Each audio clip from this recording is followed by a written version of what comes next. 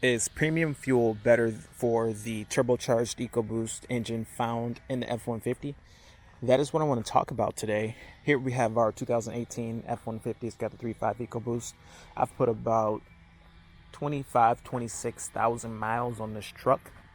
And right here we have our 2.7 liter EcoBoost.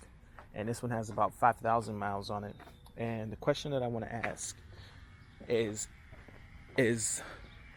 premium fuel better for these trucks? Now, in the past, premium fuel was pretty important, particularly before computer control was so prevalent in vehicles, before the 90s, before say 96, 97, when you had a high performance engine and it had high compression. You'd actually have pre-detonation, pre-ignition when you didn't use the proper high octane fuel for that compression. Things started to change a little bit in the early 90s with the advent of O2 sensors, NOx sensors, things like that, to where vehicles that required premium fuel, you could technically get away with running regular. It would just detune a little bit, but wouldn't result in any damage or any pinging or knocking or anything like that. Now, as the years went on from the early 90s, let's say 92, when fuel injection was starting to become prevalent, the really good systems could run regular gas. The really good multi-port fuel injection systems. I actually had a 92 Infinity, and it had a really good fuel injection system, good O2 sensors, good NOx sensors. It's a pretty advanced engine for the time, and I could run regular gas in it or premium, and it seemed to do okay with either one. Now fast forward to 96, as things in 1996 became more standard, with the advent of OBD2, which pretty much made all the computer systems pretty similar throughout all the vehicles. Gave these engines a lot more control over the fuel, the air-fuel mixture, detonation, pre-detonation. Now, there were still vehicles that required premium fuel that were high compression or high performance engines, but you could get away with running a regular fuel without any negative effects or really noticing anything right away. Now, fast forward to 2012, when EcoBoost came out. The first generation 3.5 EcoBoost came out in the F-150, amongst other vehicles.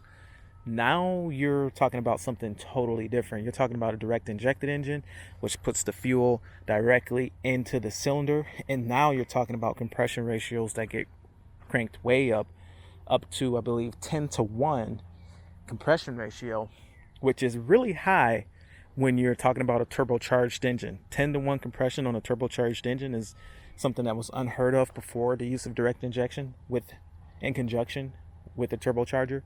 Back in the day, when you would have a turbocharged engine, they'd actually back the compression ratios down a little bit, down from typical compression ratio was about 9-to-1, somewhere around there. But when you'd have a turbo application, they'd actually have to have a lower compression ratio for that engine in order to prevent pre-detonation, which is essentially when the fuel mixture goes off too early.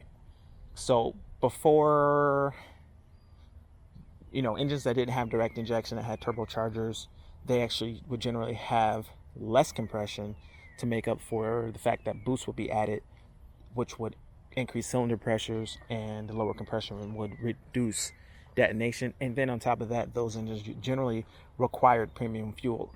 Now with these EcoBoosts, it's really interesting because they don't require premium fuel, but it's recommended for towing. When you're doing heavy towing, it's recommended that you use premium fuel. And it's interesting because I've done a lot of heavy towing with these trucks, and they generally don't need premium fuel to get the job done. But I'm curious to see if premium fuel would help in towing with the MPG or anything like that. But it definitely has enough power. It definitely does the job when you're towing with just regular gas. But comment below and tell me what you think, because I would like to do a few MPG tests here with premium fuel. I actually put premium fuel in the truck, and it does seem like it has a little bit more pep. It does seem like the rear tires want to break loose a little more than they previously would. Seems like it's got a little bit more torque Seems like it's got the power, a little bit more power, and I put the premium in the 3.5 EcoBoost, not the 2.7 just yet. Now, I'm doing this video just to even ask the question, like, is that something that you guys would want to see? Would you like to see me comparing the results of this engine with premium fuel towing some weight, towing our dump trailer, putting a little more weight in the dump trailer?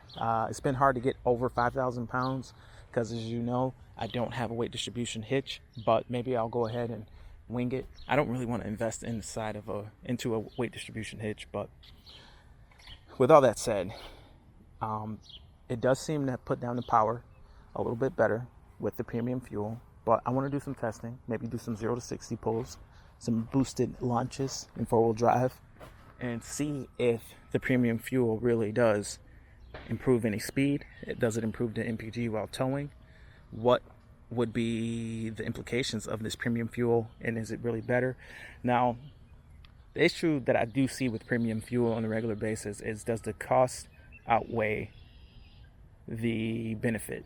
Now, premium fuel seems like it's like $1 more per gallon, and really that's kind of a scam by the oil companies, because premium fuel technically is not better than regular fuel. It just has a higher octane. Maybe it is a little better in some sense. Maybe they put a little detergent or something to make it better, but the real reason that it's a 93 versus an 87 is it resists detonation a little more. So I think that it should cost a little more, but should it cost $1 more? No, I think it's more of the oil companies taking advantage of the situation and charging it as much to make as much profit. I don't think it really needs to cost that much more, because at the end of the day, it really is the same product. It's just a different octane. So would premium help these trucks? Have you had any experience running premium fuel in these trucks? But like I was saying, with the direct injection, it's really a totally different ball game with direct injection, because direct injection injects the fuel directly into the cylinder. It goes from liquid to vapor right there and at that very moment, which creates a cooling effect and causes the tendency to knock. Just the injection of the fuel, the expansion, the cooling, kind of like an air conditioner. When your Freon hits that orifice, it expands. That expansion, it has less heat in it because it carries the heat that it has from its compressed state. Once it expands, it has less heat. Then they pull the heat out. It has a cooling effect. So anytime a liquid vaporizes, it has a cooling effect, but that cooling effect translates into the engine, and that is why you can have so much compression, 10-to-1, and turbocharge. And that is why you can take a 5-liter V8 that is not turbocharged or supercharged, doesn't have a power adder.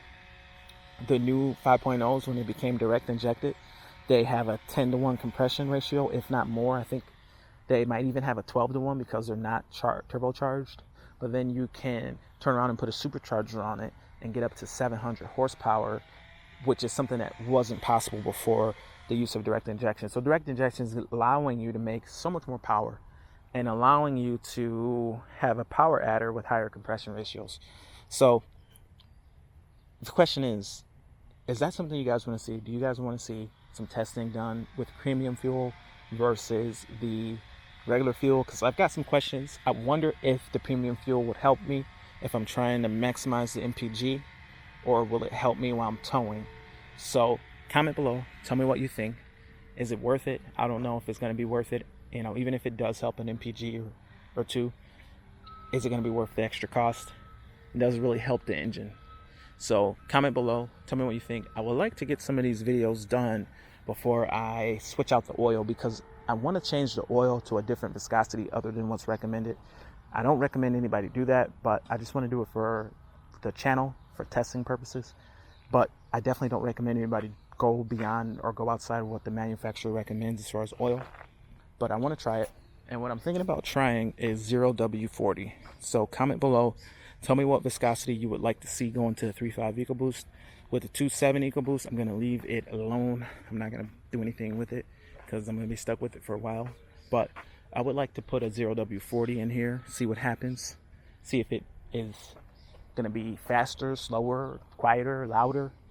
and maybe I'll do it for a short period of time and take it out to prevent any damage, which I don't think it will cause any damage, but I want to see what happens with it.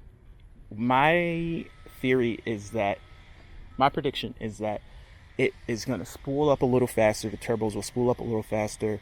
The engine's going to run a little bit lighter, a little bit smoother, because at the end of the day, I believe 0W40 oil is thinner oil than 5W30 oil. So it's going to like be a little bit better lubrication, quicker lubrication. It has, I believe 0W40 is going to have a lower viscosity on startup, and it's going to protect like a 40 weight. Does that mean it's going to be as thick as a 40 weight? I don't think so. I think it just means it has the same, virtually the same protection that a 48 would have. So anyway, guys, I want to try that. Comment below. Tell me what you think. Tell me what you think about some premium fuel tests. And if it's something that we all want to see, then I'll continue to do it. But comment below. Thank you for watching. Hope to hear from you soon. And see you guys in the next video. Over and out.